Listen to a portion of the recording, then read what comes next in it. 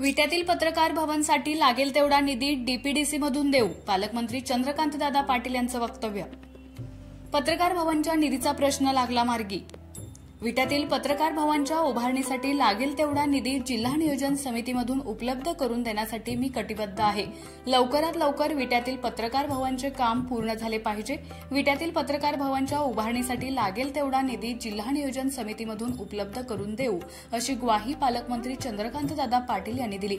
मिरज येथील Sanjay Bhokare group of इन्स्टिट्यूटमध्ये महाराष्ट्र राज्य मराठी पत्रकार संघ मुंबईच्या डिजिटल मीडियाच्या आयोजित केलेल्या राज्यस्तरीय अधिवेशनासाठी पालकमंत्री चंद्रकांतदादा पाटील आले होते.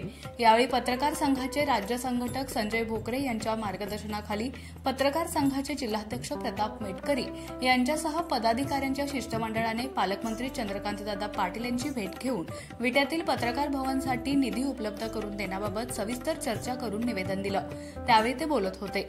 यावेळी ऑल इंडिया जर्नलिस्ट असोसिएशनचे अध्यक्ष अशोक वानखेडे, महाराष्ट्र राज्य मराठी पत्रकार संघाचे राज्य संघटक संजय भोकरे, आमदार गोपीचंद पडळकर यांच्यासह पत्रकार संघाचे पदाधिकारी उपस्थित होते.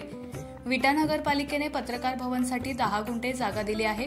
या ठिकाणी सांगली जिल्ह्यातील ग्रामीण पत्रकारांसाठी सांस्कृतिक भवन उभारून पत्रकारांसाठी कार्यशाळा व अन्य उपक्रमांसाठी राज्यातील रोल मॉडेल आणि सर्व सुविधांयुक्त सुसज्ज असे पत्रकार भवन उभारले जाणार आहे. या नियोजित पत्रकार भवनच्या उभारणी कामासाठी निधी मिळावा, अशी मागणी पत्रकार संघाचे राज्य संघटक संजय भोकरे यांच्या मार्गदर्शनाखाली सांगली जिल्हा ग्रामीण मराठी संघाचे जिल्हाध्यक्ष प्रताप मेटकरी यांनी पालकमंत्री चंद्रकांतदादा पाटील यांच्याकडे निवेदनाद्वारे केली आहे.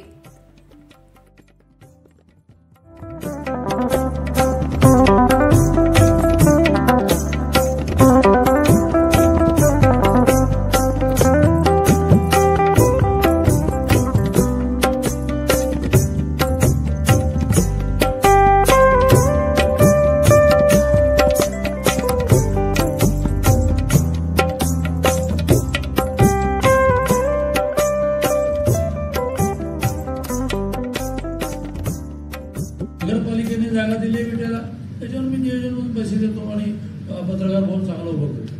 परंतु सांगलीमध्ये जर आपल्याला सरकारी लँड मिळणार नसेल, मिळाली तर त्या सरकारी लँडवर नियोजनमधून पैसे टाकू आणि CSR मधून पैसे मिळवू. तुम्ही आता दरवेळेला लँड मिळेल सांगू, तुम्हाला आता डिझाईनच करून द्या, डिझाईन एस्टिमेट. मला तो एक प्रॉब्लेम संपूर्ण समाजामध्ये जाणवतोय की कुठल्याही विषयाचं नंतर पाठपुरावा कोणी करत नाही.